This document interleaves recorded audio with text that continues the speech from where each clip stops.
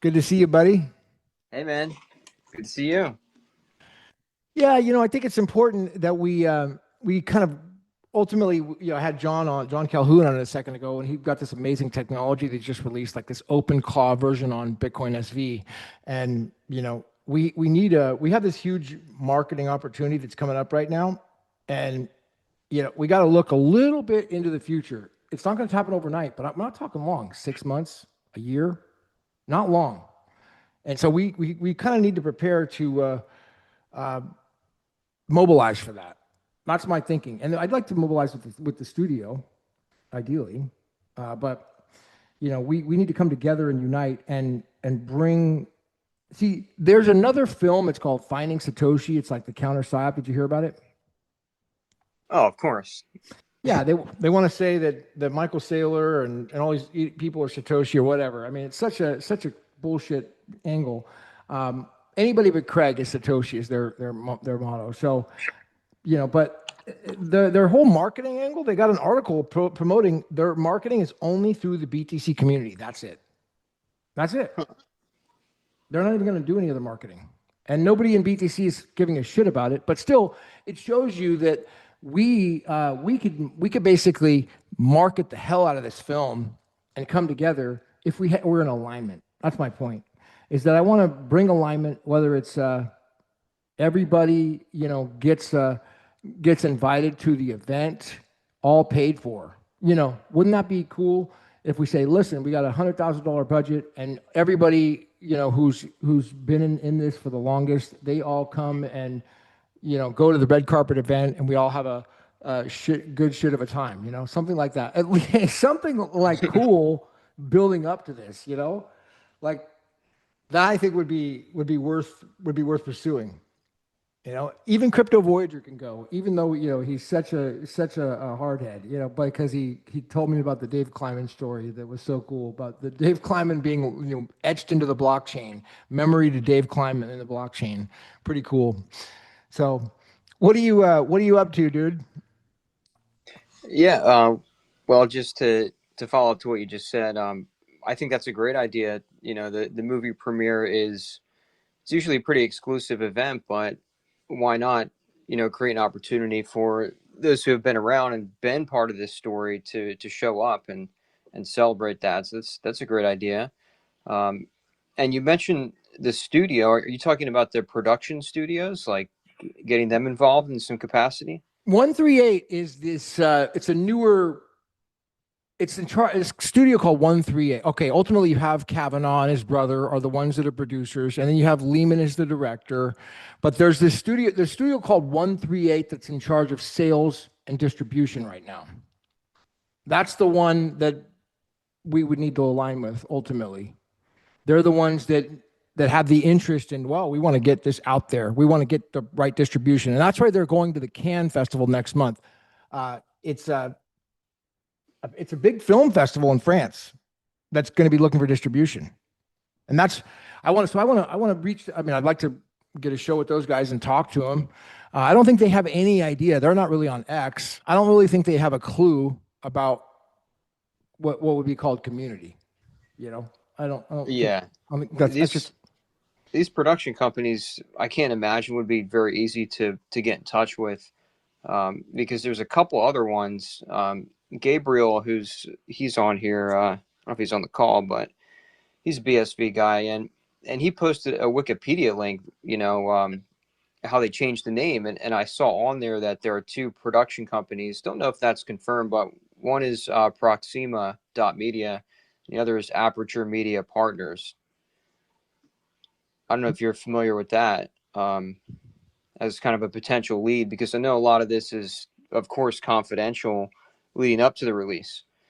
Um, well, they so I, changed the name from Killing Satoshi to Bitcoin according to Wikipedia.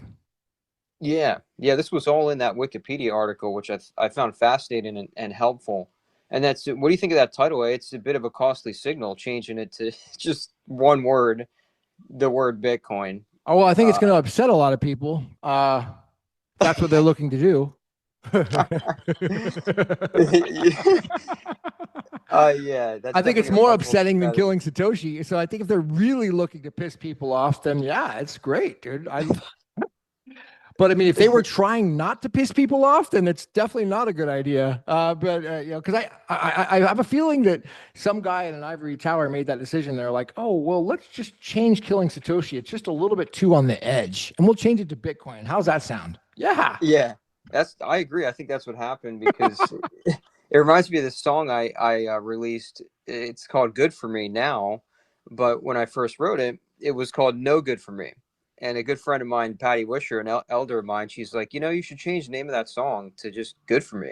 I was like, you know what, that's a good idea. So like the language definitely helps in the marketing, and taking that word killing out of the title of any film is going to help with the marketing. I Oh, mean, it's not a maybe freaking horror movie. maybe you're right. Maybe well, I don't know. Killing in the title isn't good. Yeah. Killing Satoshi. Yeah, Hey, Kill 'Em hey, All. check out But this then again, movie, Metallica Killing. Kill 'Em All was like one of the best-selling albums of all time, wasn't it? Kill 'Em All. Like that It was was such freaking. Did you say Metallica? Yeah, I mean, it's Kill 'Em All freaking Metallica. It's Metallica. like one of the best-selling rock albums. I just saw them last year for the first time. It was insane. I actually Limp Bizkit opened for them, and I think they stole the show, man. I'm not gonna lie. I think Limp Bizkit was outstanding compared to Metallica. Fascinating story about Metallica is the James Hetfield bio was written by Mark Eglinton. That was two books before he did the Satoshi book, the hero villain book, and then he did John McAfee before that. You know, and then obviously before that was the James Hetfield bio. So Wow. yeah, Yes, nice, man. yeah. Uh, Then he got attacked so brutally and viciously here that I think he probably said, I'm freaking out of here. on some level it becomes not worth it. Like the doxing situation it's more real than ever. I think people need to be really careful when they post photos and videos of themselves that that aren't AI, because you can really detail a person's location, um, and so much on the internet now. Doxing, for anyone that's not familiar, that's when these trolls on the internet, or bots. They could be bots, AI bots even. They'll put your personal information out there in the public, which could send a lot of harm your way, and legal issues. So yeah, I don't want to like hog the stage. You asked me kind of what I'm up to in regards to this call, so I should probably just get that out of the way. Yeah. Uh, so like I think it's great what you're doing here, and I've seen a lot of folks here really shouting from the rooftops that about a marketing effort here, and taking advantage of the opportunity in a positive way. Like there's momentum, there's capital, so much going into this, that how do you leverage that excitement and all of the news and circulation that's going to be happening. So I've already kind of pinged you on this, but one of the things I've done since I started doing music was I write songs for a cause, be it like not just a movie, so to speak, but any kind of mission or message. I'll shape a song around it. And so I've reached out to Kurt, and I've informed you about it. I've told a few people that are kind of close to maybe Calvin's circle a bit, and it's been pretty hard, but I just don't see why they wouldn't consider music licensing from some of the artists that are in this community, of which I have a whole EPK and electronic press kit and discography that's licensing ready, um, and industry ready. And the last song in particular is I wrote like for Bitcoin, and about it, and it just highlights CSW's underdog story. Uh, so that's what I'm doing. Trying to move the needle on getting this in front of someone that's kind of in charge of the film score. And I'm actually going to be in Antigua on a cruise like in a couple of weeks. Really? So I'm trying to line that up because I don't know if Calvin's out there, but he did just open up Nikki Beach Resort. So that's what I'm working on behind the scenes, is because everything I'm working to do is to move my entire music business, everything from merchandise sales, ticket sales that have nothing to do with Live Nation, music streaming, you name it. Like I'm moving all of that on chain, and my goal is to have that done by the time that this movie premieres and is out there. So like that's kind of the marketing effort that I'm looking at. So just putting that out there for you and anybody else on the call, anyone that tunes in here, if you have a way to, get this music in front of Craig or Calvin or someone that's involved with this film, and put a good word in and say, hey, like, this song is pretty good. You should, check this out and see if you could use it for the film. I'm obviously not looking to make money off of this. It's always nice to earn, sats where you can, right? But it's more about what I just said of like the timing of, building up to this big release with so much capital and momentum behind it. What can we do in our own life and personal business? What have we been working on that we can align with, not just collectively as a group, but individually? So that's how I'm seeing. I just want to put that out there and get that out of the way, and maybe I can drop a song up here and pin it up in the Yeah. call. Yeah. When you go out there, definitely, I think we should collaborate. But it looks like around the end of the month, I'm going to be, Las Vegas convention's coming up here. So if I get press passes for that, then I'm definitely going to be going to that and talking to some people with some influence for this film in person. So Oh, okay. yeah, Right that'll on. be a place. And if you're going to be in Antigua, then that would be a great opportunity to maybe have a meeting with Calvin out there while he's there. I mean, maybe you should take a ride on those Calvin Air helicopters. That would be a cool. I've never been on a helicopter before, so Yeah, that'd be just ride around in a helicopter everywhere. Why not? That's the life of Calvin Air. So let me go to Liberty. Let me go to Liberty Diva, you Goddess. got it, man. Talk to me. Talk to me. What do you want to hear from me, Gavin? What do you want? So it looks like we got a goddess up here on the stage with us. I want to hear all about your vision. What can we do to come together and have well, first of all, I thought we need leadership, and we need public leadership or a way to have like unity between like the film, the studio, and the community and all this. And so, yeah, what's on your mind? Oh, what is on my mind? Well, some pretty high level stuff, to be honest. But yeah, I totally echo your call for leadership. I mean, you hear a lot of people saying when Bitcoin. Well, I think when we did our event in London, our fringe event around the blockchain conference, and we did a whole week's deep dive into the history of money in the city of London and Greenwich and other various places in London, where we really explored all of the inspiration, thousands of years of inspiration of meticulous understanding of the evolution of money, measurement, law, all the different things that went into creating the Bitcoin protocol. I think it became very clear to me at that point that Bitcoin will win when we make it happen. So, I think it's really time for us all to step up and realize that it comes down to us basically, and everyone's got a small piece of the puzzle, whether that is media, or, logistics or strategy or whatever. We need to really pull out the stops. And I see a lot of energetic openings happening. And now seems to be the time. So I think we all need to just get active and build our strategies and start moving forward. But as Brendan Lee pointed out, there's an inflection point, which is when the aggregated fees outstrip the subsidy. And that's when the network becomes sustainable. So, it's all about transactional throughput, transactions on chains. So whatever we can do to start moving that forward significantly, I think is going to be important. Yeah, in order to put transactions on chain, we need eyeballs on the technology. Well, we need innovation, but innovation that is, industrial scale innovation. And what I see is that you have some brilliant innovators out there, but what I think has been lacking is the industrial level experience. So we need to get industrialists, big industrialists who are used to problem solving and bringing things to market and being responsible for, shareholders and industries at large. and we need to be getting them to adopt this technology. Yes, exactly. That's right. One thing that I think those people would be very interested in, and I just had in the beginning of this call, is the open claw. First of all, a lot of people are like, I think a lot of the people in, let's say, the Christian conservative patriot style industrial movement, they are probably resisting AI. I'm just guessing here, but maybe they might think AI could be a bad thing, and it could be. But if you blend AI with the blockchain, then it can bring accountability.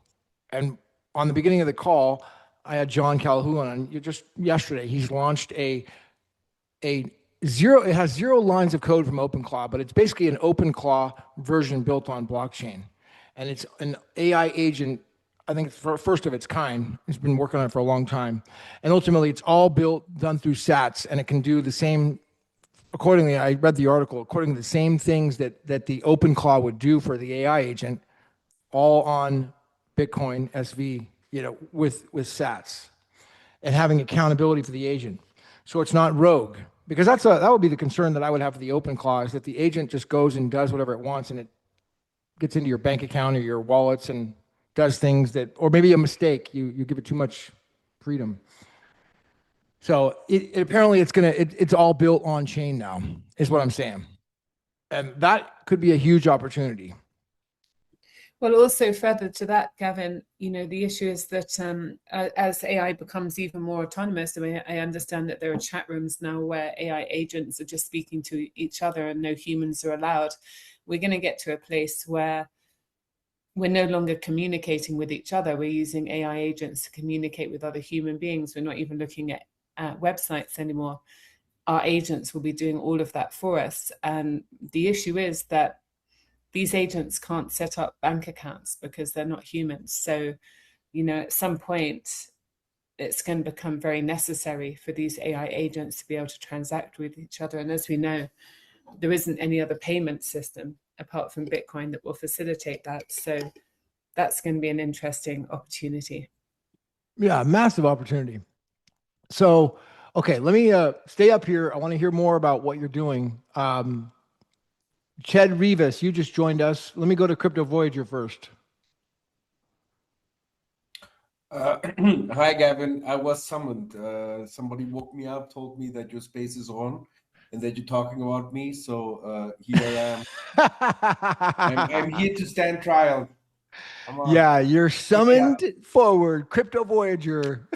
Yeah, I wanted to just share the story. The funny story that we had last time with Crypto Voyager was we got the announcement that Dave Kleiman's going to be in the movie, or his character's in the movie. And Dave Kleiman was this best friend of Craig Wright, and he got, he was a military contractor guy, and they had all these contracts together, and then helped Craig write the white paper according to the Kleiman case. And the emails kind of came out that he was after he died. Remember, in 2013, Craig made that video, and then a year later, according to you, there was a secret encoded message into the blockchain. For those who don't know that story, can you share how that went? Well, first of all, there's a concept called plausible deniability. Yeah, and a block hash is supposed to be completely random. You do not know beforehand what the block hash is going to be. That's the whole point of mining. Now, there is something called 21E8, and if you look for 21E800 actually on Google, you'll find some articles saying, "Oh my God, 21E8 has come out as a as a block hash on one of those block hashes," and some articles, and then somebody down there said, "Yeah." But look, there's also another one that's not 21E8, but some other random stuff, and is 1DAD 1B2. One B2. In lead speak, you could kind of like translate it to IDED IB2. So the guy says, "Oh look, there's an ominous message from wherever on that," and I was looking at that, and just pure coincidence. I was looking into Dave Kleiman a little bit, and I checked, hey, that block hash, when was it made? When did it appear? and it appeared on the 26th of April 2014. And Dave Kleiman died on the 26th of April 2013. So I'm going like, wait a minute, this ominous block hash came out in exactly 1 year after Dave Kleiman's death. Now that is some might say just coincidence. However, the coincidence, you can actually calculate it. It's 1/16 because it's a hexadecimal, every character, to the power of 8. That's a few billion. And if you only have the possibility of having it on a certain date, divided by 144 blocks in a day, that's 29 million. So it's the chance of 1 in 29 million of having exactly that character, those characters in there. Not only that, it still can be just a coincidence, complete coincidence. So you're saying that either there was like a massive amount of hash power potentially, like no. So the idea of a block hash is, okay, how does a block hash get made? You take the block hash from before, from the block before. You take all the transactions that have happened, that you kind of like mix together, and then you find the nonce. That's a number that with which you multiply that first block hash and the other transactions, so that the resulting hash is below a certain target threshold. Those are the leading zeros. So the network itself says you have to have, for you to have a valid block hash, you have to have a hash that is below a certain threshold. And for you to find that hash, you have to find that nonce, which is basically the whole concept. The whole concept of proof of work is to find a nonce that, and I know that in British that is some bad word, but it's a technical word, so bear with me.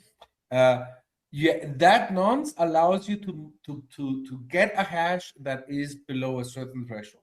And the millisecond that you find a hash, a valid hash that is below that threshold, you are incentivized by the game theoretical nature of the Bitcoin blockchain to blurt it out, to broadcast it to all the other nodes. So all the other nodes say, oh, look at this. That guy found the correct block hash. Let me now work on top of that block hash, because me trying to find another block hash for that same block would just be wasted work, because the propagation of the block hash that the other guy found is already going on. So that is going to be the correct chain tip. Yeah. So I tried to explain this to the Liberty Diva here, that got us here before, and I couldn't do it right. But she understands, I think, the block hashes. Do you understand the block hashes? What he's talking about there, Goddess? Certainly I do, yes, of course. And I'm still trying to get my brain around how this would have happened. Well, honestly, the most simple answer to how did this happen is just pure coincidence, pure chance. You can just say it's pure chance. That is why I'm saying it is plausible deniability. Yeah, in intelligence, if you read I don't know, some spy books and spy novels, you always want to know, did this guy do it or not? Yeah, is this guy working for the other side or not? And there is a concept called plausible deniability. The guy can say, no, I'm investigating, I don't know,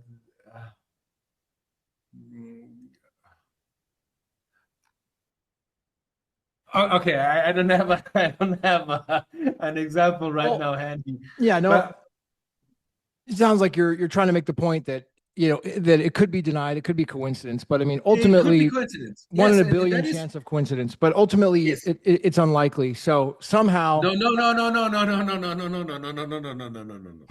It is more likely that it is coincidence, okay, or let's put it this way: you would hope that it is coincidence, okay, because if it is not coincidence, then that basically means that somebody knows something that is, according to the mathematics of how Bitcoin works, not possible.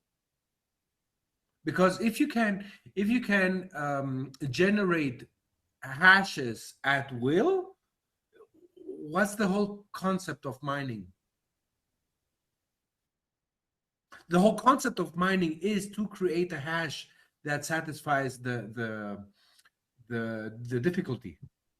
If you can create that at will, because if you can create 8 characters at will, whatever 8 characters you want, well, then you can also create all the leading zeros at will.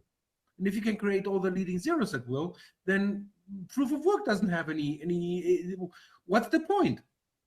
What's the point of well, it's not about at will, it's about the amount of hash power you have.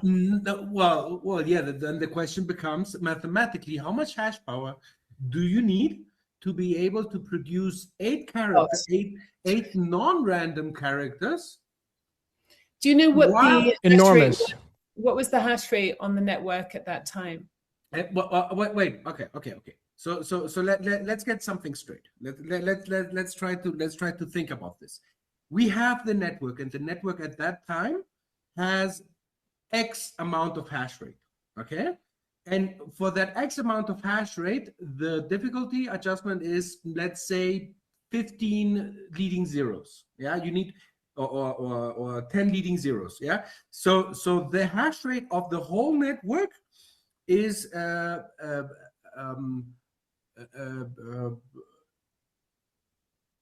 tuned to produce 10 leading zeros every 10 minutes for somebody to find a block with 10 leading zeros every 10 minutes. Suddenly, one guy comes in, finds those 10 blocks, leading zeros, plus not just one extra character, not 2, not 3, not 4, not 5, not 6, not 7, but 8 extra characters that could be, if he wanted to, leading zeros, but they're not. They're not random. They are 8 characters in order on top of the leading zeros. So, I mean, what it seems to me is that if you look at the attack vector, that it's more likely that there was an aggregation of hash power than the mathematics were hacked, because I don't see a way in which you could hack the mathematics. Exactly, Liberty Diva. You don't see a way on how the mathematics could be hacked. You hear that, Gavin? Yeah, there's no way to hack it. So it has to be the hash power. Exactly. Liberty Diva is saying there is no way that the mathematics can be hacked. So the most rational one rational answer is just pure coincidence. Okay? Or hash power. That's the easiest one. Hash power. Okay. Then the next answer would be, well, somebody had a shit ton of hash power.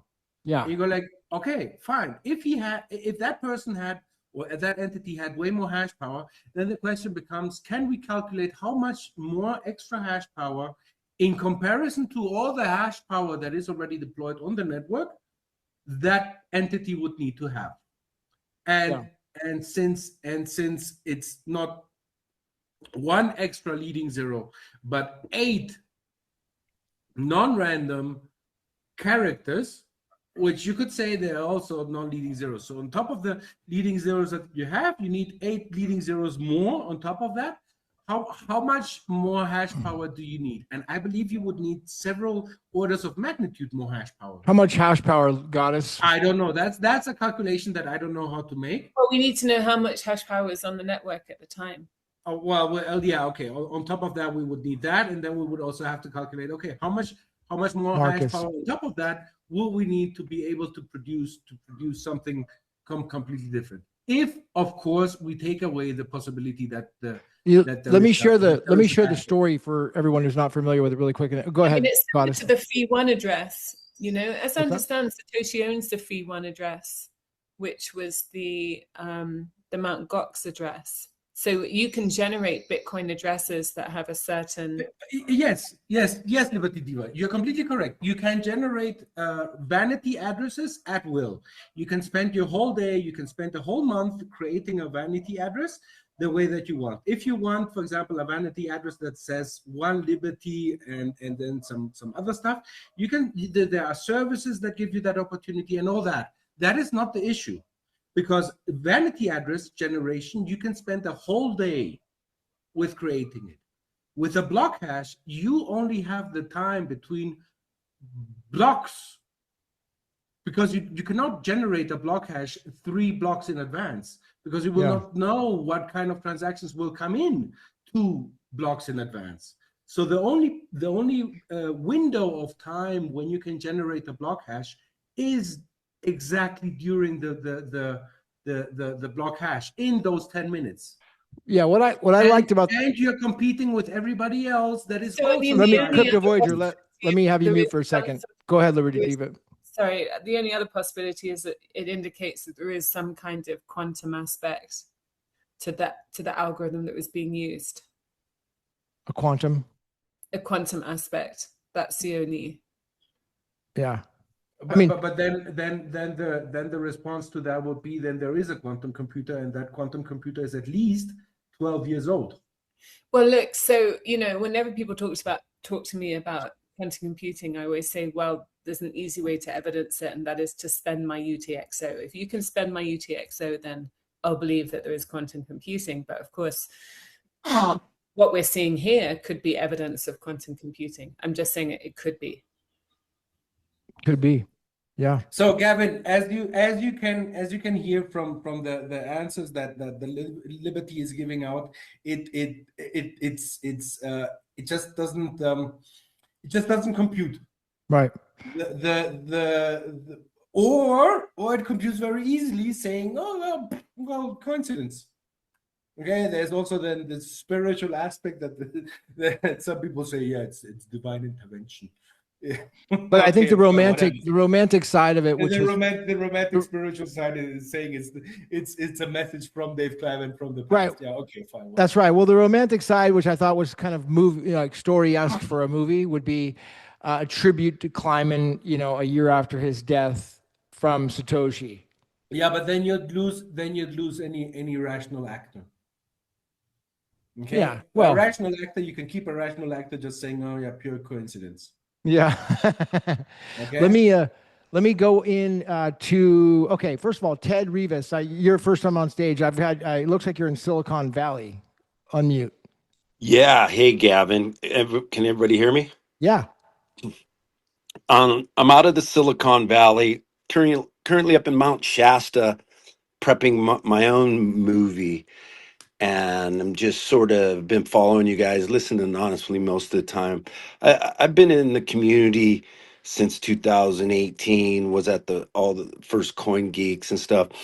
Got a little toxic, got a little crazy there, sort of just focused on building my own BSV app and working on real life stuff. And just over the last few months, reset most of the following situation to just try to re-enter the community, given there's a lot of new people, a lot of fresh faces, a lot of OG, old school, reconnect with me if we were once connected. I'm just trying to make these relationships valuable, but just interested in what you're doing. I appreciate another voice in the community, and I came here for the Killing Satoshi conversation, and I was just listening, and then when you discussed the AI Bitcoin relationship, I said, oh, he's talking about my movie. So I just wanted to introduce myself to you. Nice. So it sounds like your movie is a AI Bitcoin relationship.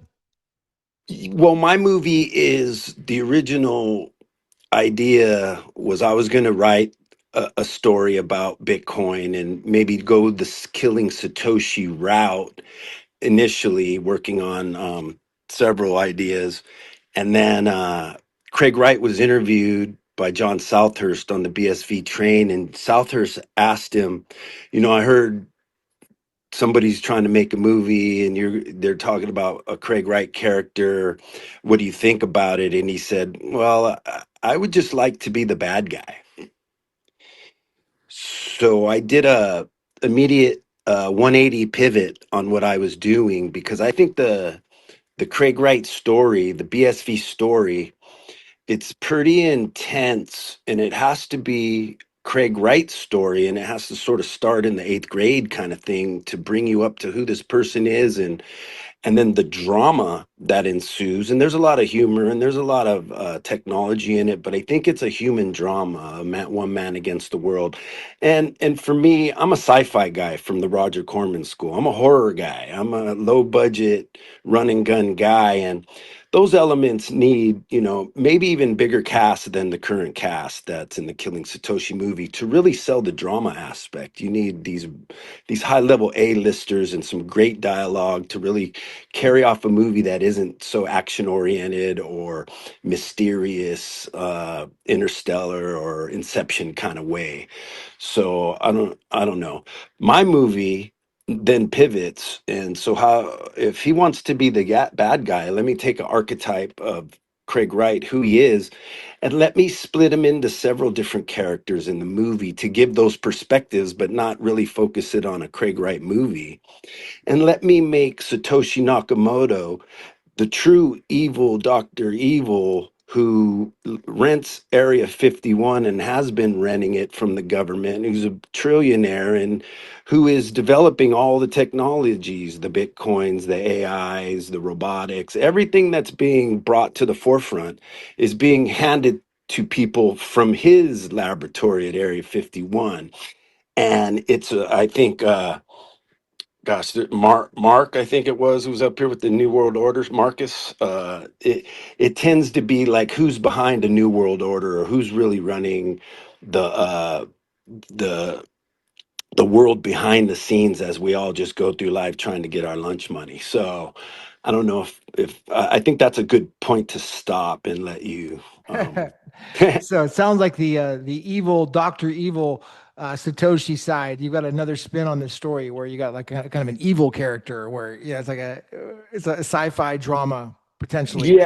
Yeah, you want to make him the bad guy, so you make him the most notorious bad guy on the planet, because he deserves that level of respect to the nature of his character, right? He wouldn't just be a bad guy; he'd be the bad guy. And and so, from my perspective, and this is why I wanted to chime in, because you had mentioned, you don't know what the Christians think about AI and about Bitcoin. And I'm of the faith, and I think it's the foundation, it's the underpinning foundation scripturally about how I'm setting this story up, in that, in the Christian eschatology, in the Christian end times, in the days before an apocalypse, there's some activity that can only be described as Bitcoin AI activity, for lack of a better example of what's being discussed in the text. So when you have an evil Dr. Genius ruling the world, and he wants to control everybody's money in real time so that no one will buy or sell unless they have the identification or the keys, or the idea that they have access to an economic system that can be controlled by one person. And then you have that person setting up an image of the beast, so that image, which is not a non-human entity, can ask everybody to worship it. And if they don't worship it, that sentient image is now judge, jury, and executioner, and the people on its behalf kill those who don't worship it. I took those two ideas and I said, wow, this is a great subtext to where we're going, where in the beginning I understood from Craig Wright and from this technology that unless the people build the system for themselves that is allowing them to do trade with digital cash in a similar way that we do now, and have a prosperity from it, this thing could be manipulated or hijacked like we've seen. And from what we understand, and I'm a producer, so forgive me for my technical ignorance, but I do understand that, if something happened erroneously or illegally, and you had the legal power to have a U.S. court, Supreme Court, and corresponding uh, uh, corresponding legal entities, judicial systems that through trade, through agreements, you can force under subpoena those with the hashing power to correct the issue. And I may be wrong or right, but Yeah. that's Craig Wright telling me this, right? Okay. So then if that can happen, then at gunpoint, one man with the guns can control the operating system itself by force, right?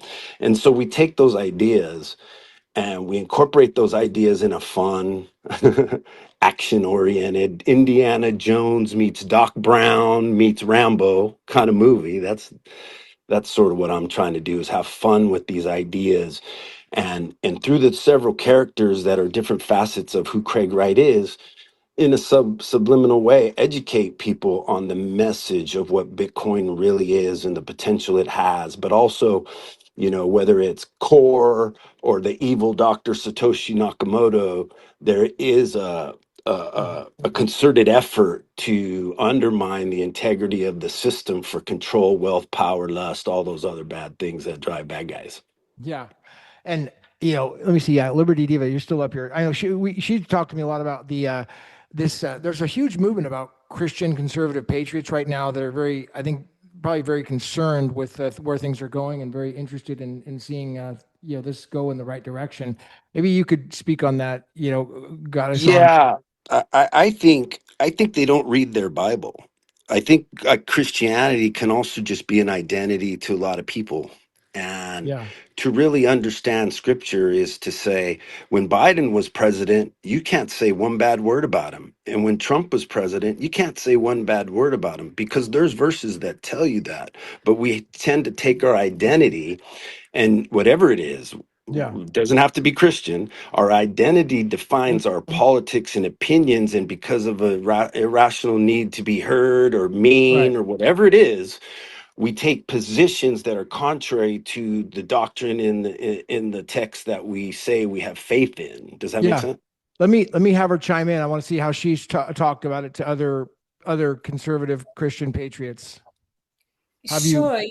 I mean, I must say that I feel like the flame of liberty in the foundational sense in America is alive and strong at the moment. And while people say that Trump has been, well, I feel that he's been a rallying figure for the American patriot movement, and I spend quite a lot of time in that echelon of America, and go to conferences, and quite close to the sort of inner circle of Turning Point and CPAC and these kind of organizations. And regardless of what's happening at the top level, I do see this incredibly mobilized and organized and dedicated Christian conservative patriot movement that is very, very concerned with reclaiming their country back to those original ideals of the founding fathers. And Gavin, obviously, we've spoken about this a lot because I've meditated very deeply on what Bitcoin is, which of course is defined in the Bitcoin white paper as a chain of digital signatures. And, we've talked a lot about how that fundamentally enshrines property rights, as the basis of free Western society into the economic system. And Gavin, I know that you've done a lot of research into essentially, just as the chain of digital signatures was forked by segregated witness, of course, that was a hard fork, not a soft fork. And at that point, Bitcoin, the brand, was stolen and put onto this new cryptocurrency that they've managed to call Bitcoin. But essentially, it was a breaking of the digital signatures, which takes out those fundamental property rights, the alloidial title that specifically refers to a number of statutes in America that define the lawful transference of a digital asset. And it seems, Gavin, from your research, that in the 1920s under Woodrow Wilson, something similar happened to the American Constitution, where Americans no longer have a lloydal title. I'm sure you can speak to that. But what I think is interesting is there's a case to be made to American patriots that Bitcoin can provide a fundamental value in the fight to restore liberty in America from the perspective of property rights and the lloydal title. How do you explain that value to these patriots, conservative Christian patriots who never heard of anything about this before? Well, I mean, one, I must say I do admire Trump's attempts to stabilize America and the world scenario, whether you agree with his actions or not.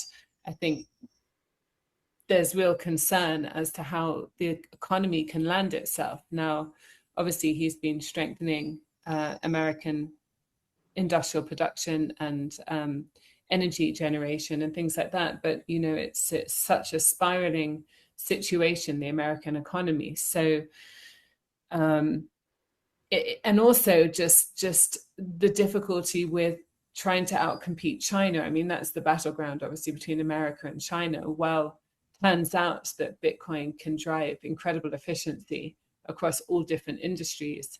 And I could definitely see a time as the industry comes back to America, has been coming back to America, that the original Bitcoin protocol could help to drive those efficiencies within those industries so that America can actually outcompete with, legacy technologies. And I see the way that's how Bitcoin is going to come into. I think from an American, there's an argument to be made that Bitcoin supports the America First movement. And I think the more that can be made, the more interest there is, because of course, American industrialists understand utility, value, commodities, all of these concepts. And so they naturally, people at that level have been turned off from Bitcoin because, of course, what they think of Bitcoin is not Bitcoin. It's a speculative Ponzi scheme that is controlled by certain large entities. So, they've been very wary of it. But as they start to realize that that's actually not Bitcoin, and Bitcoin is a completely different technology that is there,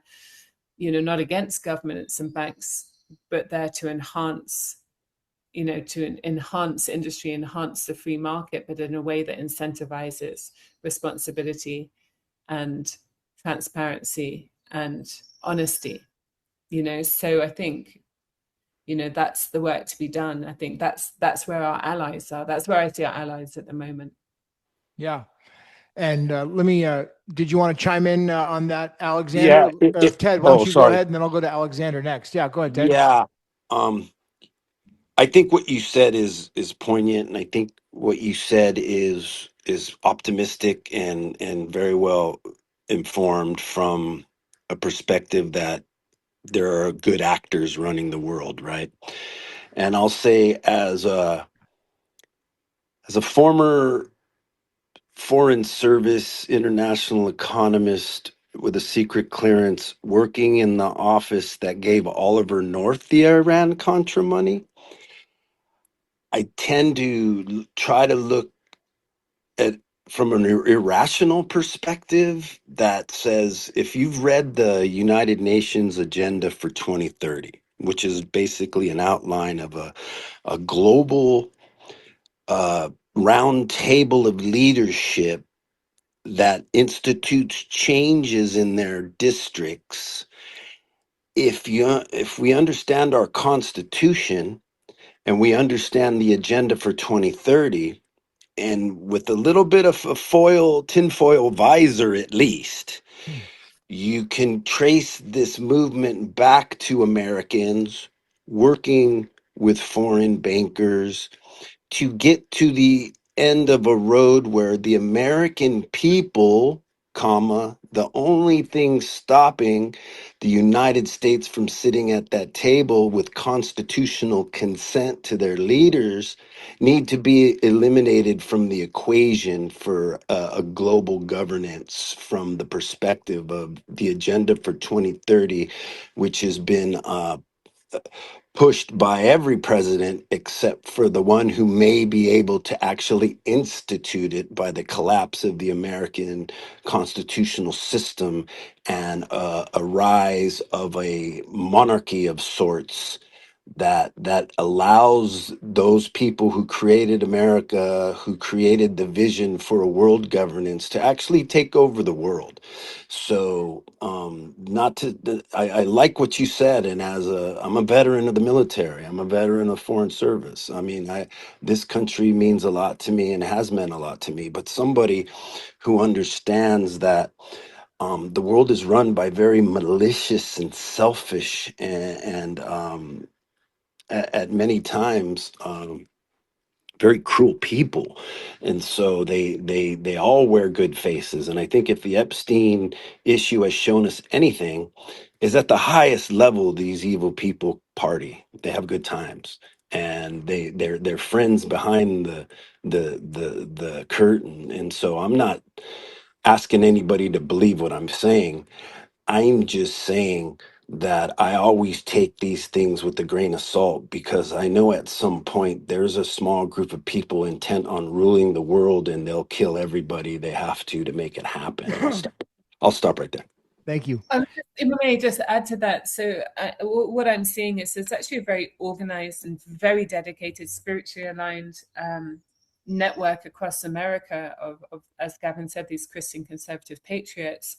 I think that their cause could be supercharged with Bitcoin. Yeah.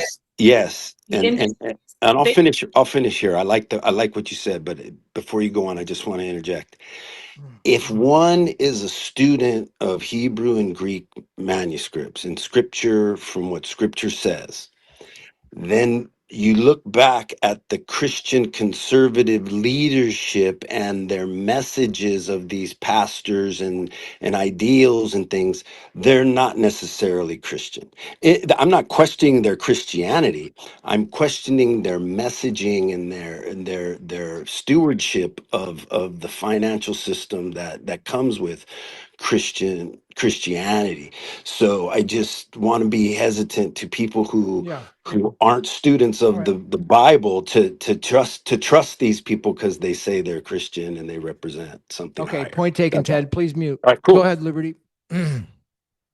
Well, I mean, you point out something very, something I speak to Gavin about. It gets very complicated the further you go towards the top. It becomes extremely nuanced.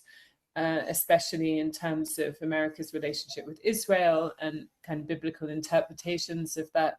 It all starts to get quite nuanced, and you're right, it becomes a nuanced conversation. But, on a fundamental level, those powerful Americans who actually want the best, who are America first and care about the American Constitution and the vision of the founding fathers, they're industrialists.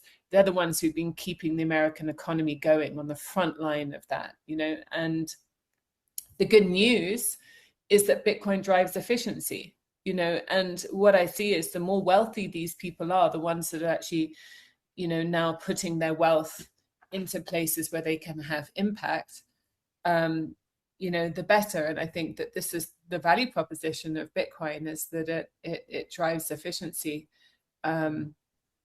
And so, it's about bringing that business value proposition.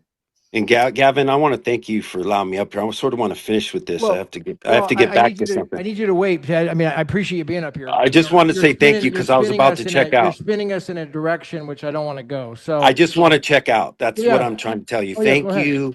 I really appreciated this.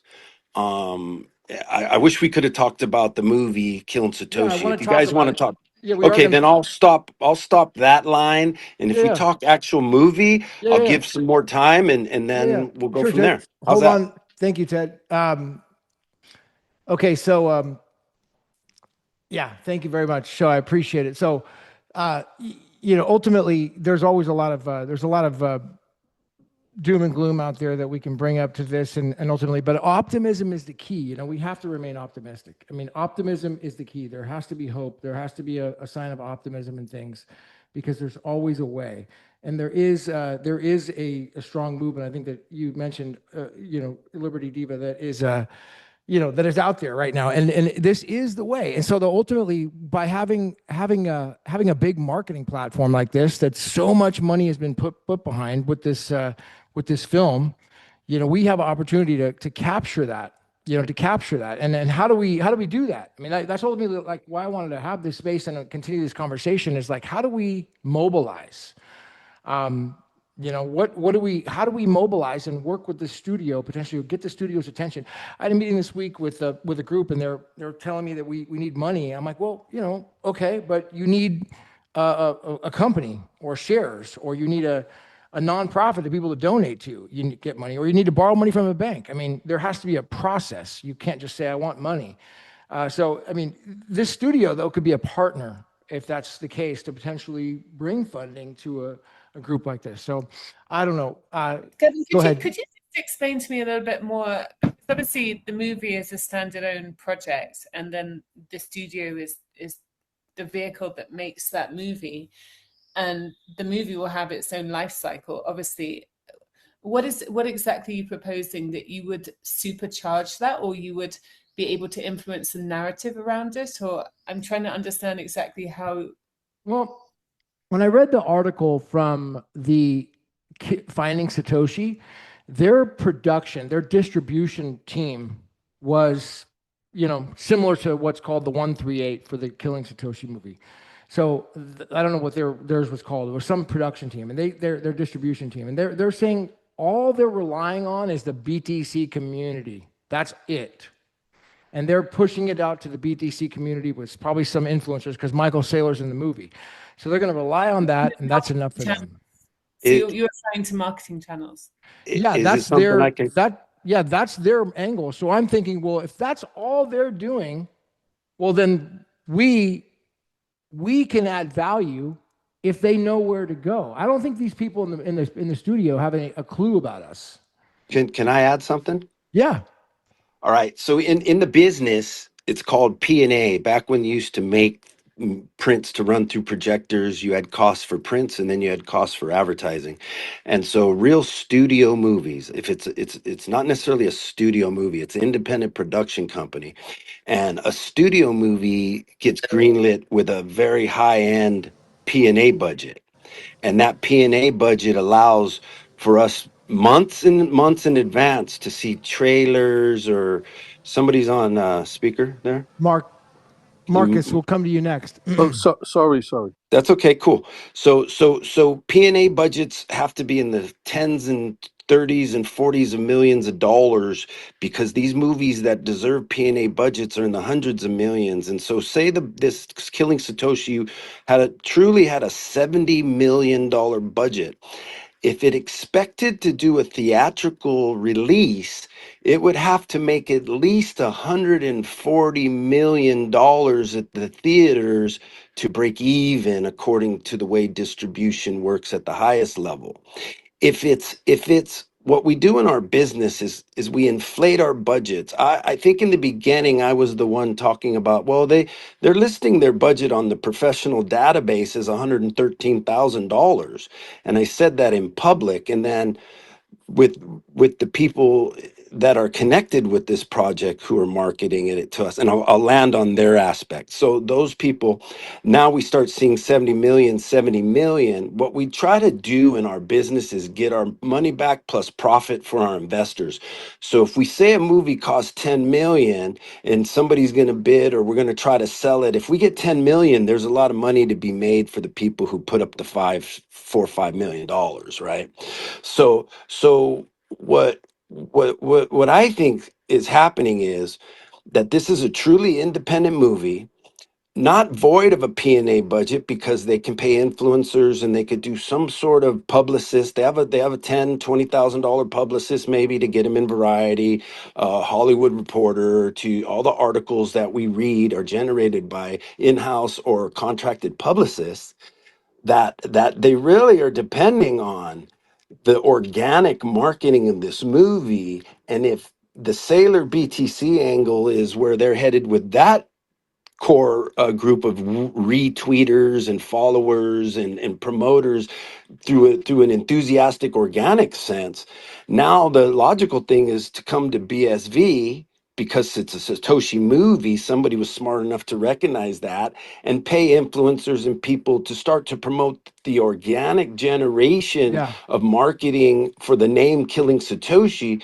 Now they're really cost effectively creating a P&A budget they wouldn't have. I'm not discouraged. I think it's good to be optimistic about the movie and to it's part no matter what it's going to Let's bring go to Craig Marcus and here, Ted. You got to yeah. formulate a thought for me. Make a clear thought on the next one. So here it is. If it's a BTC movie, then they might not do Craig the justice that they could. If it's a Craig Wright movie, then we get a great movie. So either way, I'm just apprehensive on where I stand until I know the story. Marcus, you're up. Okay. You hear me? How you doing, buddy? Very well. Do you hear me? Yes, sir. Okay, great. Yeah, I'm sitting at the airport here in Madrid, flying back to Amsterdam, my hometown. Nice. And well, I had a short question for Crypto Voyager. Good. well, Where's he at? Is he yeah. up here? No, he's Yeah, but down. before we go back to the movie, of course, because well, we should go back to the movie first. Well, rapidly, but one question. I'm in Bitcoin since 2013, and once like 2014 or something, in 2013 there was people spoke about the SHA-256 backdoor, and well, that tribute to Dave Kleiman in the blockchain or the block hash that with all the zeros, which could be a tribute to him. Yeah, my question is to Crypto Voyager: can this be maybe the SHA-256 backdoor, or I am completely wrong because I'm not a techie? Well, Liberty might be able to answer that. She knows about the block hash. Well, I just know that a version of there's two different elliptic versions. Oh, wait, hold on. If you could One mute Marcus and Alexander, please, while one person's talking. Thank you. Alexander, yeah, there we go. Go ahead, Liberty. Well, there's two different versions of the elliptic curve. There's the R1 curve and the K1 curve. And it seems like hold on, Satoshi was Liberty. Yes. Alexander, you need to mute, please, while you're waiting. Thank you. Go ahead, Liberty. Well, I mean, it just feeds into, you know, this the fact that Satoshi decided to use the K1 elliptic curve instead of the R1 curve, because it would have prevented. Well, the R1 curve is the NIST curve, and he chose to use the K1 curve, which is because it had no backdoor. Is that right? Well, yes. I mean, there was a theory that the R1 curve, which is the NIST standard, could have a backdoor. So it seems like he was advised by David Rees, who was working at GCHQ.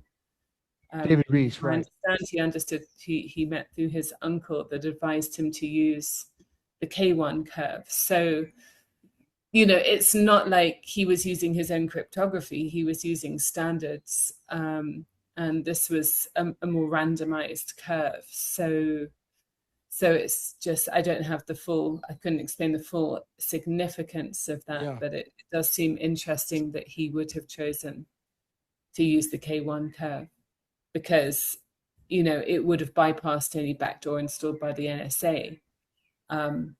Doesn't necessarily mean it doesn't have a backdoor, but it certainly wasn't the standard that was provided by the National Institute of Standards and Technology in America. Yeah. Marcus, any response? Well, yeah, it's a very technical answer. I know about the elliptic curve and so on. I actually don't know really what it means. I'm not like a mathematical guy. So to me, it's like a very small hint to the real origin of Bitcoin.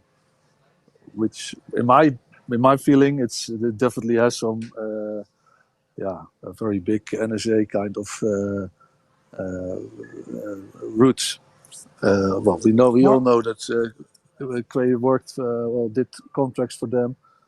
Marcus, I think it's what's the connection here between the Economist magazine that you have on your profile and then Bitcoin? Well, Bitcoin can be maybe in like 30 years time become a world currency if the whole world is built on Bitcoin, if every Satoshi has been used to build something on it. I'm from the Bitcoin Cash time perk. There was people spoke a lot more about Bitcoin becoming a world currency. I'm not saying that it really will be, but I think there is some kind of chance, or maybe a very, very, very long roadmap that it will become that. But that's at least 30 years out from now, in my feeling. 30 years out from 1988, or 30 years out No, from now. Perhaps. Not from 1988. Yeah. From now. No. We still have 30 years to wait for that, but hopefully some good things will come for us earlier this Before year. we go to Bose, let me go to Alexander and say hello. Alexander, can you unmute and say hi?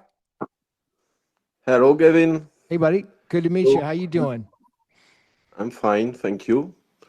Hello, everyone. And I would like to invite you, Gavin and Craig, to visit me if you can, anytime this year. I can answer some of your questions if you have any. That's everything I have to tell you. Good night. Absolutely. And where should we visit you? In Corsica. Corsica. You can find me in Propriano. Okay. Okay? Oh, all right. Yeah. Thank you. You're welcome. See you. Nice to meet you. Nice. All right. Let's okay, Matt, and then Bose. Okay, well, it's not 30 years out, it's now. I agree. Yeah, I just want to follow up on that. There's a reason. I mean, if you're going to have the Economist Phoenix magazine, if you're going to represent that, you got to know what it means, right? And I think intuitively a lot of us know it means something very important. But I've even decoded this in person with Liberty Diva. I've decoded it many times with you, Gavin, on these spaces. It's the number 36. It's 36 years from the date of that magazine is 1988. So, you know, that put us in the year of the dragon, which is already behind us. And the reason is because the number 666 is the 36th triangular number. And human beings are carbon-based life forms, 6 protons, 6 neutrons, 6 electrons. So this biblical beast system that Ted was referencing with his movie and everything he's talking about, it's not a negative thing. It's literally just trusting the science. You know, if you're going to have an entire new system and a new world order, so to speak, then there has to be a practical solution, really, an Aquarian technology that's able to facilitate that new world order for the age of Aquarius. So that's the whole thesis. So I would encourage that if anyone's looking at this is going to happen 30 years from now, that's not true. You know, I'm 36 years old, like as of this year. You know, so my incarnation is in alignment with all of the things that we've been discussing. This is a very small room, and there's only very few people that know what's going on here and what is to come. So if you're going to set your time expectations, the time really is now to be building, investing, networking, and as this call is about, marketing. That's why this film is happening, you know, and that's why it's slated to come out this year, right? So that's just my 2 cents. I could go deeper, but I just wanted to I do think drop that. it's an interesting parallel with the 2018 and the whole thing with the the 2018 is where the protocol was restored. Apparently, right? I think that was the first time, and then it's 2018. I mean, there's so many. I'm sure there's a lot of similarities in there. Well, But yeah, the coin on the Phoenix magazine, it's the word 10, the number 10, and 2018 is on the coin. And if you were to add 36 days from that date, let's just say it was October 10th, 2018, you would get the day that BSV pretty much came about, which was November 15th, 2018, which is the same day that the Articles of Confederation came about. So it's a really important, numerical, astrological. There's so much significance. This runs so deep, and just to kind of, I guess, round off what Ted was saying. I do believe that there are good actors running this world because there's a lot of people here, and not everybody's on the same level of understanding. And you can look at it as like, how do you herd sheep? Or you can look at it as like, well, how do we cultivate the consciousness of all life? Because everyone's at a different place. We can't just drop, truth bombs on everybody all at once. We have to trickle in. We have to nurture and facilitate the adoption of these technologies, which in this information age is just exponentially mind blowing. Like, it's a lot, so it's just I do believe that whatever is guiding this is a good force, a benevolent force, an unconditionally loving force, and that there are gatekeepers and people that are facilitating that. But because the nature of existence is duality, it's yin and yang, it's light and dark, you're always going to have the antagonist and the protagonist. Or, well, I should say it starts with the protagonist, then you got the antagonist, right? So, like, that relates to this film. Oh, look, there's a movie called Killing Satoshi coming out. All right, well, this is the light side, bringing this awareness to the world, dripping this awareness onto the world, opening eyes and hearts and minds.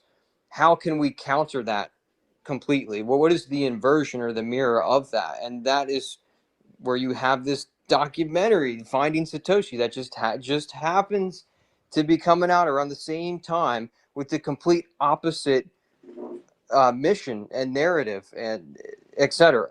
It's just life, and it's just the way things are.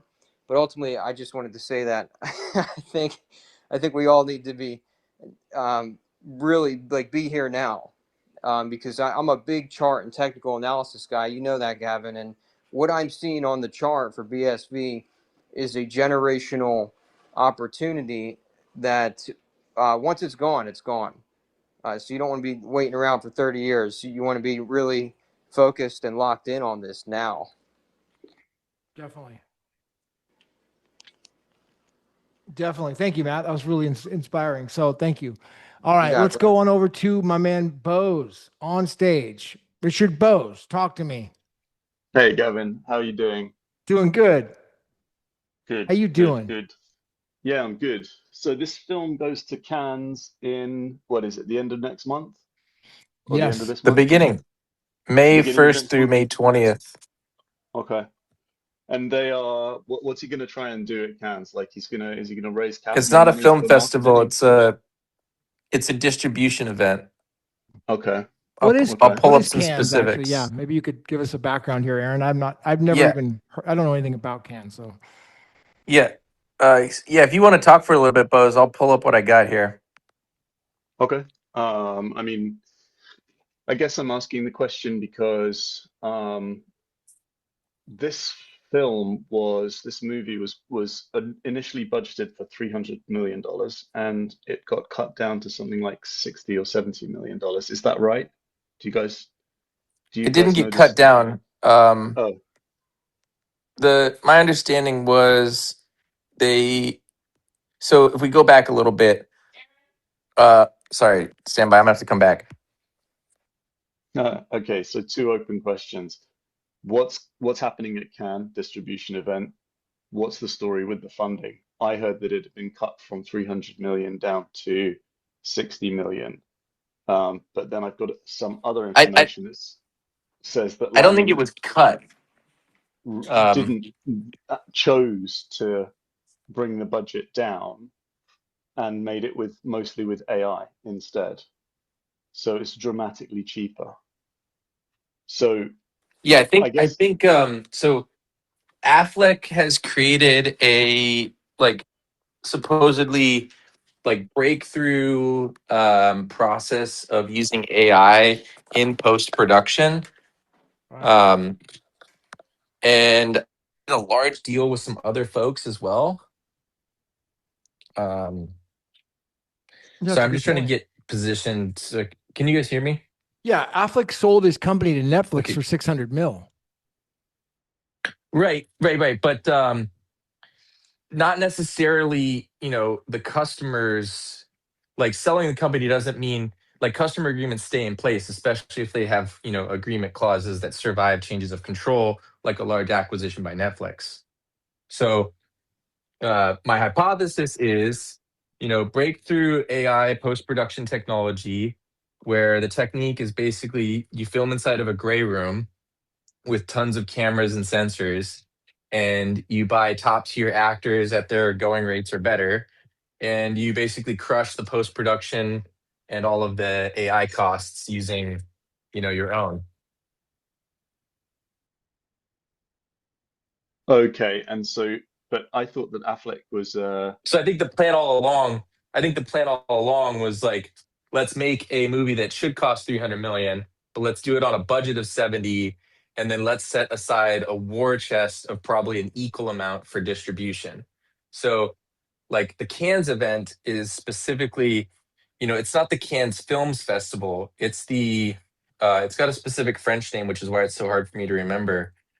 But it translates to basically market, and it's called Marche du Film, right? It runs alongside the film festival, which is what everyone else knows about, and that's kind of like an indie, like, come and prove yourself event. But this is way more serious. This is like 15,000 film professionals who are there for networking, deal making, screenings, pitch sessions, and it's more like a trade show, but it's invite only, and you have to be ultra credentialed, right? So like the inner circle events, you can't just get in. You can't buy your way in. You have to, for example, you have to have previously launched on a streaming platform, or you have to have previously, had distribution through AMC, or some other major theater. Um, so like this event will basically be used to um, market the film and strike agreements around distribution, right? So, for I see. example, like So this is not a movie showing. no, yeah, so distribution is a hard problem unless you've got lots of leverage, right? Yeah.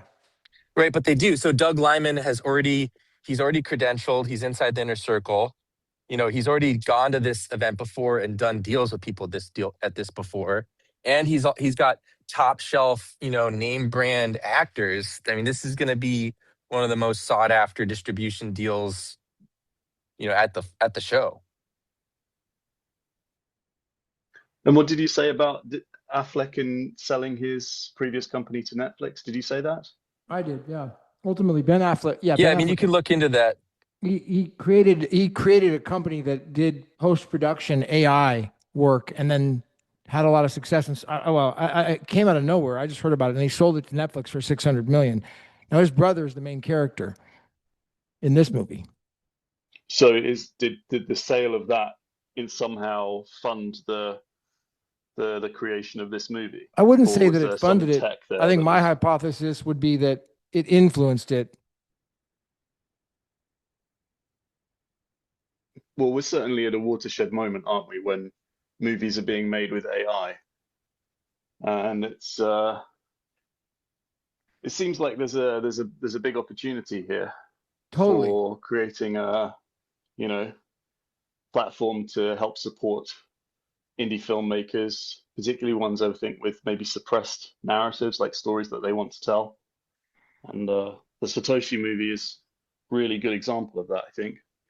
Yeah. Well, I think it's a really good example of like busting through the narrative of like the whole thing of I've heard online is that this is never going to happen. They'll never let this story get out there. Um,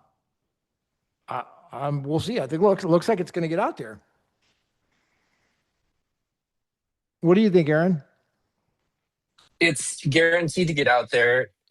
This is like the power of commerce, where actors are for sale for the highest bidder, and distribution is for sale for the highest bidder. So, like, it would require a remarkable amount of collusion and other people's money to, like, I would be very surprised. Another way to say it is like, it.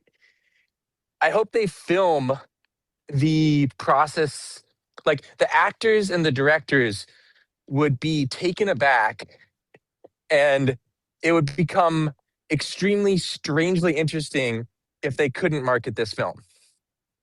You know, like they would be like, what the heck is going on? Like, we're us. Like, we always, like, I'm Gal Gadot, I'm Pete Davidson, I'm Doug Lyman, right? Like, what do you mean no one wants the deal? That would be very strange.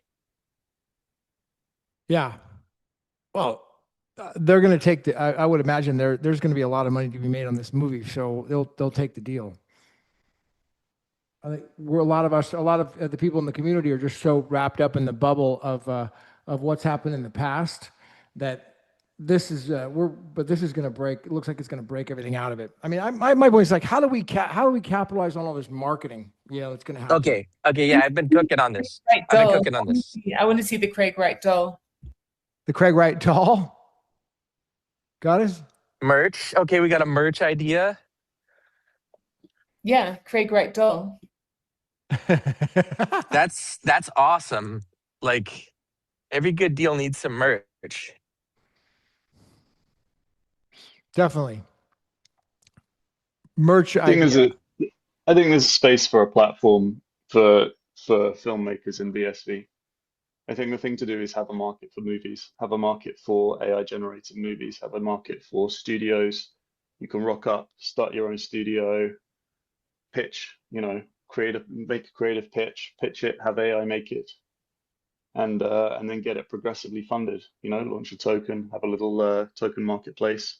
Your films can compete, your pitches can compete, your trailers can compete, your short films can compete. Try to become feature films when they get funded. It seems like a good idea, don't you think? You asked how to capitalize on marketing. I think that's That'll definitely be one strategy. huge. Like, mhm. Yeah. Anyone in the space working on that kind of thing you know about? Well, isn't that what Buzzment was proposing? Charles's Buzzment. Buzzment? Yes, I mean, I believe that's what they were doing at Buzzment. Seems like they never got off the ground. Right. Mostly all talk. Well, if I they remember right, but pivoted. They pivoted, and they were B2B, and they had some clients. They got some customers. I'm just on their site now. They're still going, but yeah, they just do different things, and it's all very B2B. So I guess we don't hear from them much. But I think also the other thing is that Buzzment has no public-facing mint. There's no, it's not. There's no market there. There's no exchange. There's no tokenization on the outside, at least. So it's yeah. probably the case that they're doing that kind of stuff behind the scenes, I would think, for their clients. But that's not the platform that I'm imagining. No. Something different. Um, Matt's got his hand up. Maybe Matt. Yeah, Gavin, I just wanted to answer Boaz real quick. Yeah, so that's what I've been working on for a while. That's why in the beginning of the call, I brought up, using a song, or potentially if I wrote a song for the film score, because one of my biggest pain points for the last 20 plus years as a musician was music videos. I mean, think of MTV. This is the best way to get any message across, is a music video. It's 3 to 4 minutes long. You've got the film, you got the music. You know what I mean? So with AI now, it has opened the floodgates of my creativity and inspiration and motivation like never before to get all these music videos done for all the songs that I have done. And of course, like my roadmap includes the tokenization of so many things in that process before, during, and after, from fundraising, funding a video, a new song, to each video has its own exclusive drop of merchandise or tickets or streaming or what you will. So that's, it's again just what I'm doing, little old me, but it's so big that I've been, behind the scenes so much, just networking and meeting with private investors and working on business credit and all kinds of crazy stuff because of how big this opportunity is. So I appreciate you planting that seed for anyone else, because yeah, I think this movie will set a precedent to unlock this creativity that's just been jammed up for so many years for the people like me. There's so many like me out there that now you don't need the big budget or the big teams. You can get a green screen. You can, fund an AI, uh, you know, LLM and just get this stuff done in a big way. So Yeah, yeah, I just I wanted to like the comment idea on of that. you mentioned business credit. There's like 300 grand available for business credit out there for business credit cards at 0% that you can get, if you carefully are meticulous about things. So, Yeah, yeah. and it's Well, right there for the taking. Business credit cards, it's right 0%. there. I mean, Yeah. anyone listening, take that seriously, because I started in punk rock bands when I was 15. So I've always kind of been an anarchist within. I'm not anymore, but that was a mistake, because all those years of not building a credit history is bite me in the butt. Because it don't matter how good your score is, if you needed to give a personal guarantee on these business credit cards or business loans, they want to see credit history.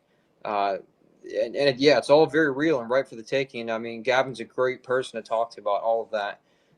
But lots of opportunity. I just wanted to give my 2 cents on that. Thanks, Huge, Gavin. man. Thank you.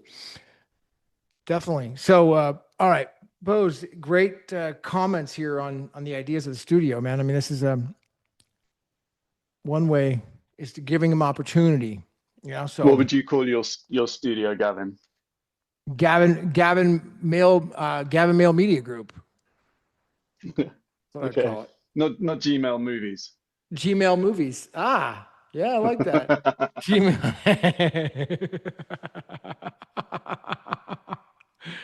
Gmail movies. Yeah, there we go. It's a whole marketing thing in all itself. Yeah, I applied to the BTC conference with the Gavin Mehl Media Group. So we'll see if they see my I did the best I could to clear up my profile. So hopefully I don't look like a cult member, and I can qualify. So we'll see. Be great to get backstage and meet all those people. Well, are you going to come to Cannes then in May?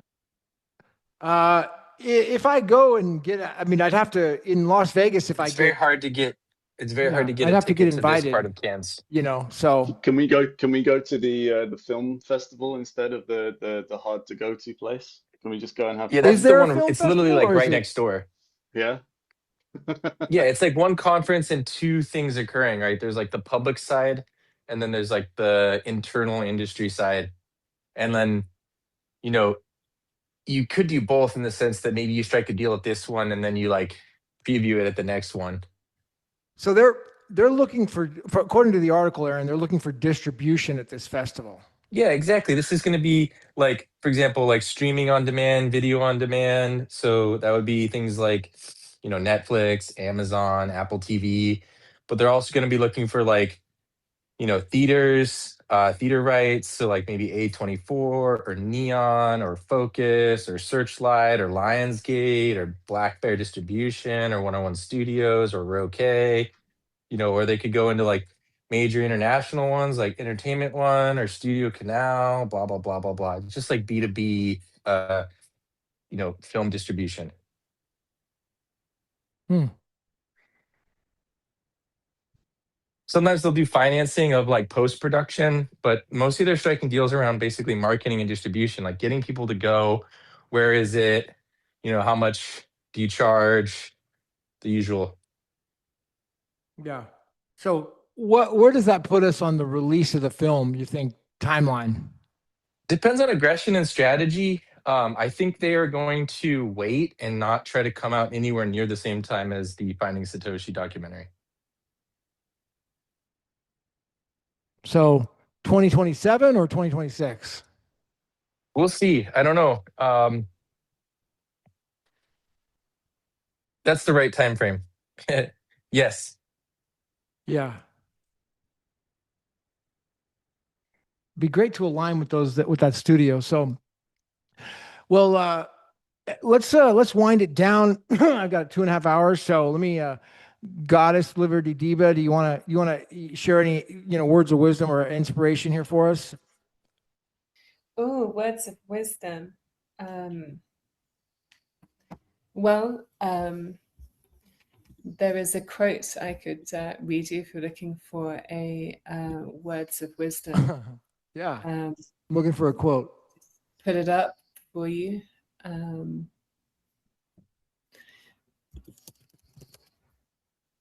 So this is actually a quote about the American Constitution, but I think that it also aligns quite well with let me just bring it up, sorry.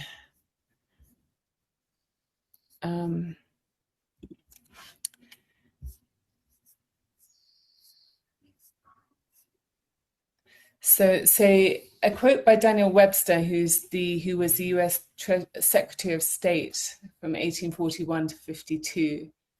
And he says, "Hold on, my friends, to the Constitution and to the Republic for which it stands. Miracles do not cluster, and what has happened once in 6,000 years may never happen again.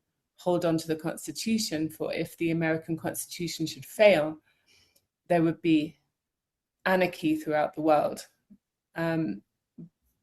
But I think it's poignant because I think that, in terms of miracles, I think Bitcoin is a miracle. And I think we have to recognize it as such. So just as the American Constitution was a miracle, so we have a miracle with Bitcoin. So, yeah. I feel we need to recognize that and keep fighting for it, because I don't see any other solution that can help us extrapolate ourselves from the mess that we're in, by separating state from power in the way that Bitcoin does, and realigning humanity around truth and transparency and responsibility. So there's my takeaway. Nice. Well, somebody's requesting up. Oh, Aaron, you want to say some closing thoughts? Oh, I got Craig Mason in the crowd. I would. He's a coping. The coping king is back. But Aaron, why don't you want to say any closing thoughts as we kind of wind down? Unless Craig wants to jump up and chime in. Yeah. I got a closing thought, Yeah. which is for those that are interested in being part of distribution, no experience necessary, just raw general capability and curiosity. Hit me up. I think Able Mac is in. There's probably some others that are in, but I'm going to be hacking away at how to utilize this opportunity of the run up to the movie to kind of take action and invite people to discover the story. I'm with you, man. On the Las Vegas, when I go to if it looks like I'll be in Las Vegas at the convention here in a couple of weeks, and so that'll be kind of my time to sit down with the some pretty influential people that I think will be able to have some say in this movie potentially. So I'd like to potentially mastermind with you on that and how we can have a go-to-market strategy, or at least aligning each other with it. Yeah. I mean, they may not need us, but I think they do need us, to be honest. So we can only have my strategy would be like a grassroots, first and foremost, just all the BSVers should basically host viewing parties for their friends. That's like an easy one, right? And then layer two would be to try to get in with like, groups on campus that, share this opinion and activate the students, to discover the story, right? And like, it's really popular right now to like check out conspiracies, and this could be like the hit conspiracy story, the next one. Mm-hmm. Yeah. Why did all these big technocratic giants go after this one man if he, wasn't such a threat? Why? This is kind of the question that the movie's asking. It looks like it requested. Old Craig, come on up and talk to me. Hey, Gavin. Hey, everybody. I know you're winding it down, but I've been listening, and I'm glad you're covering this. I was off BSB Twitter for like a month. How And dare then you? I know. It's really, I do a lot of taxes. I'm an accountant, and so I was very busy.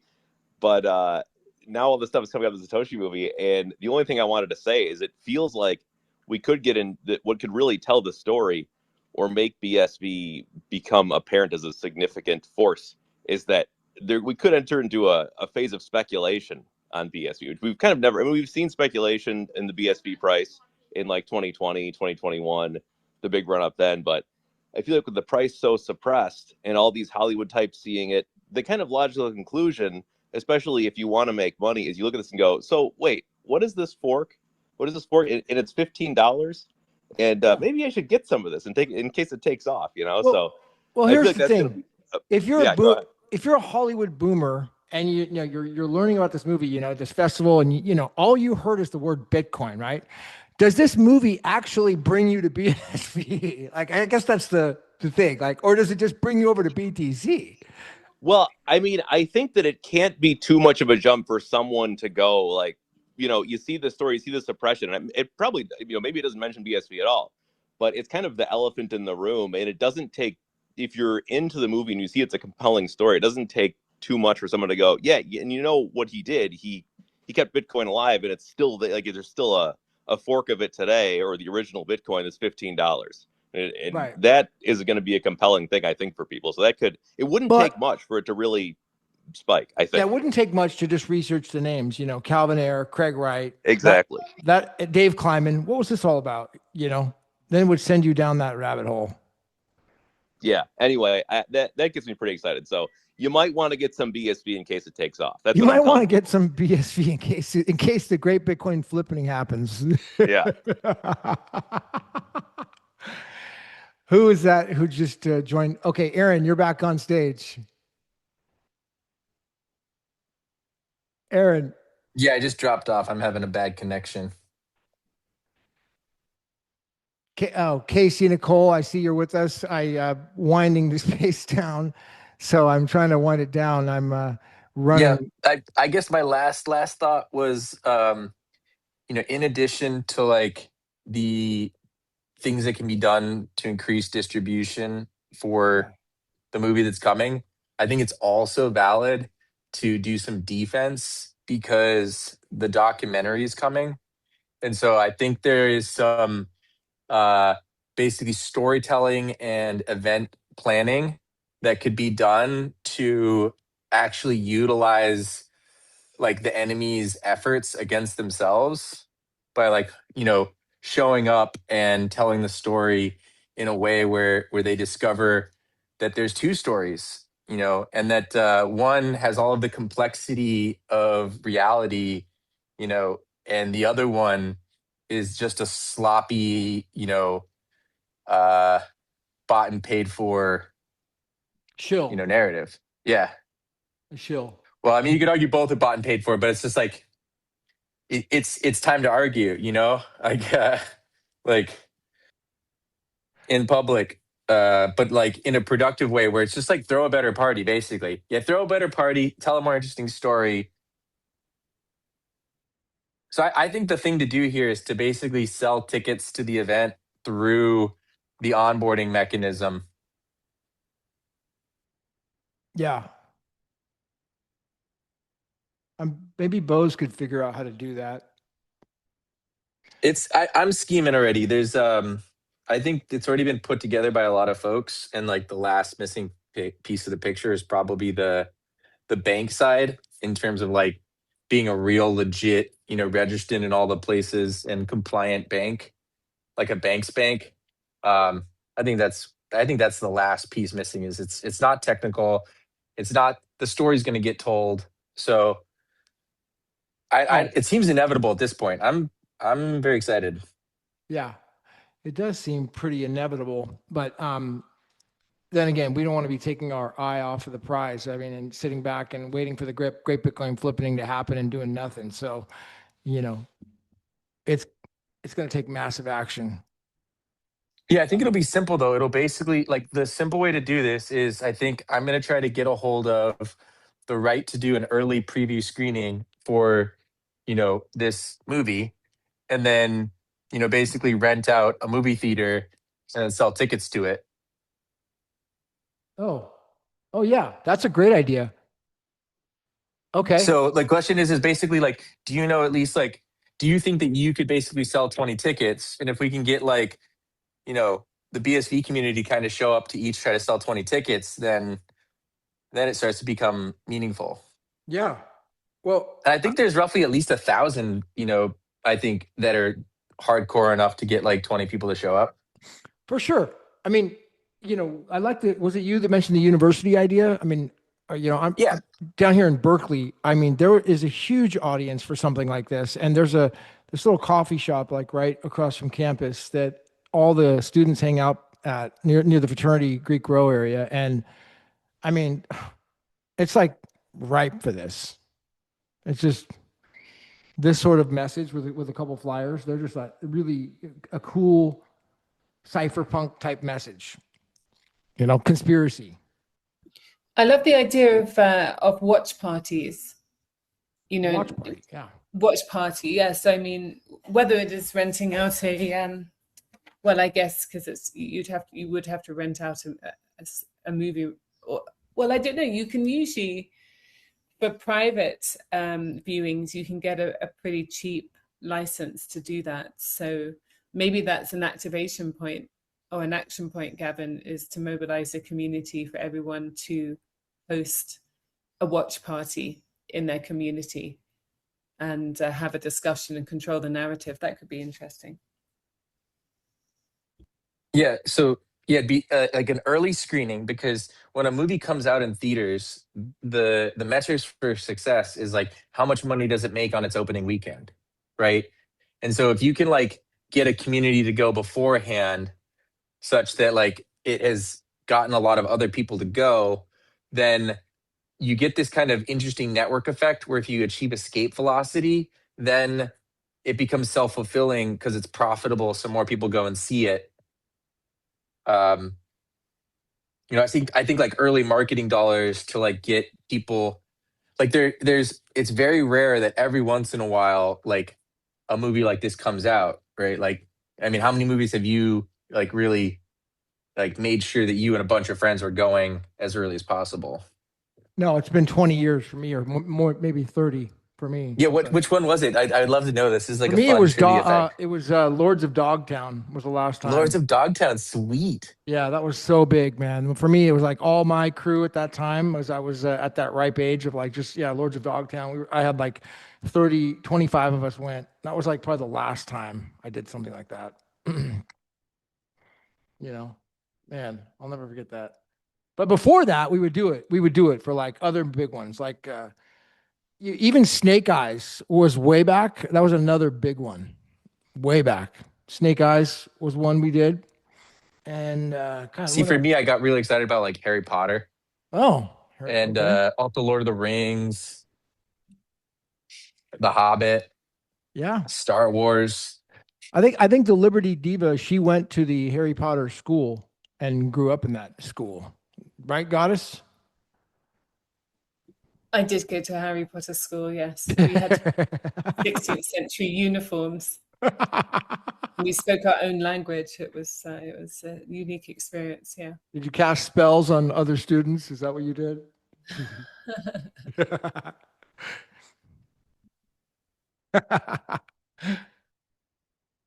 Closing thoughts, anyone? Closing thoughts. Craig. Oh, I haven't heard. Oh, Ted, go ahead. I see you up here. How you doing, buddy? Yeah, good. Thanks. I had to take care of something real quick, but I really appreciate it. Yeah, closing thoughts. I like what people are saying, the idea of four walling, trying to put watch parties together.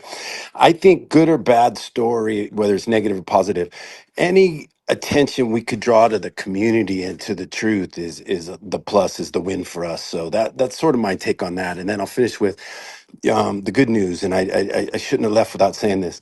You know, those pastors and the religious communities that are in our leadership, if they're not telling you the good news is that God loved his people so much that he sent his only son to die for them, and that through him they can have salvation, that's sort of the message that's missing at the Yeah. highest level for Christians. Thanks. Philippians 4:13, I see, is on your page. I can do all things through Christ who strengthens me. New King James Version. Absolutely, man. That is the good news, and that is the big takeaway from all this. That's the underlying message. You know, John 3:16.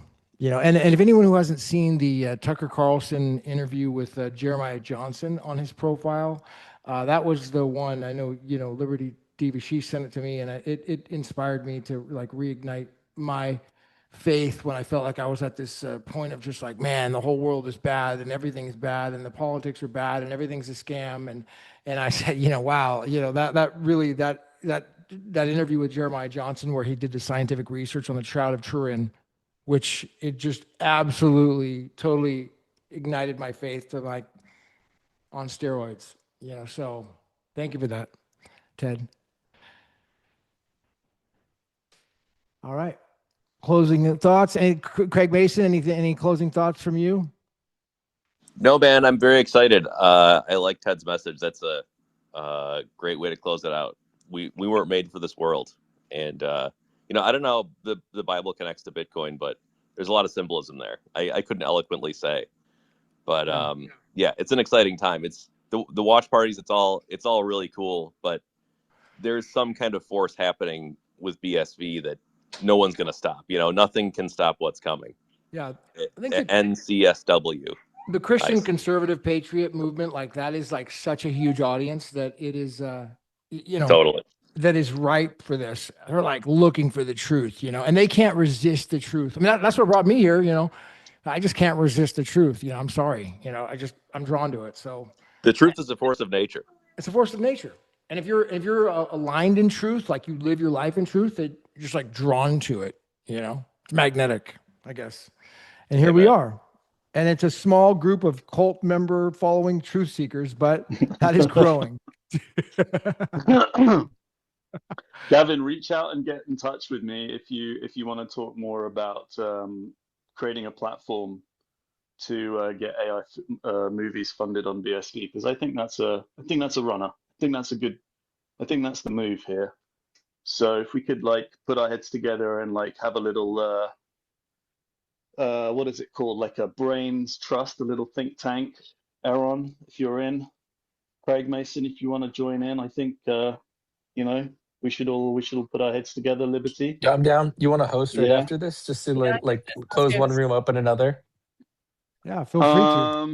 Yeah, we could do. I was thinking more just like I don't know, more like a Slack huddle or something like that. Oh man, I'm not going to stop you guys from that. I might fizzle out myself.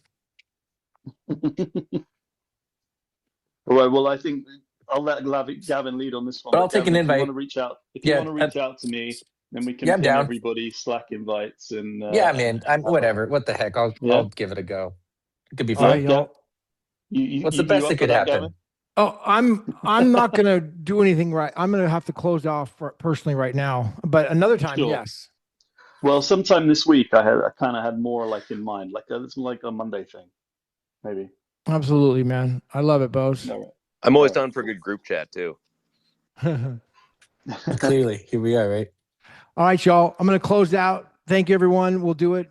Killing Satoshi coming to theater near you. Yo, Watch wait, party. is Thank anybody you, going to Gavin. host a space? Gavin, we appreciate you for all the time and dedication you put in. So we appreciate that and bringing the community together. Thank you so much. Yo, I'm a host a space if nobody's going Thank to you, host a Goddess. space. So if you want to jump into a space, follow me. I'm gonna hit go. All right, perfect. Follow Aaron if you guys want to do an after All right. space. Yeah. See you. All right, everyone. See you at the top.